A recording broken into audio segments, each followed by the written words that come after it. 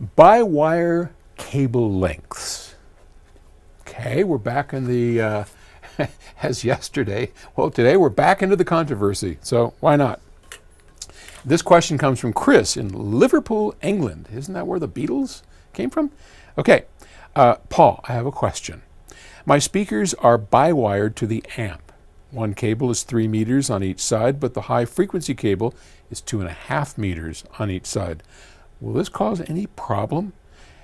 Time smear, for instance, frequency response changes. P.S. It sounds so open since I bi-wired. Thanks for that advice, Chris. Okay, so we've been through this before. I'll go through it briefly again. Bi-wiring is where we have broken up the wiring of speaker cables to the speakers. So on some speakers you'll have two sets of binding posts. One runs the tweeter mid-range, the other runs the woofer. And the idea behind bi-wiring is that you want to use a cable that sounds great on the bass but maybe not so good on the top, and then the opposite for the top. And it's just optimizing the cable for each job. Now, a lot of people, Chris maybe included, use the identical cable in the hopes that the bass frequency's current running through it isn't going to contaminate the top end. I've never been that big a fan of that.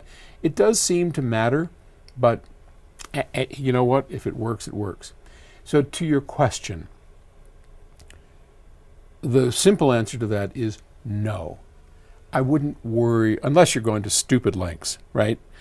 I mean, 2.5 meters versus 3 meters, not going to be any difference in the world. I would say, I mean, you could have 10 meters, 30 feet, no, probably not. Sorry, I get messed up. You could have 10 feet, I guess that's 3, versus 10 feet versus 2 feet. I don't think it would make any difference in sound quality, time smear, whatever, okay?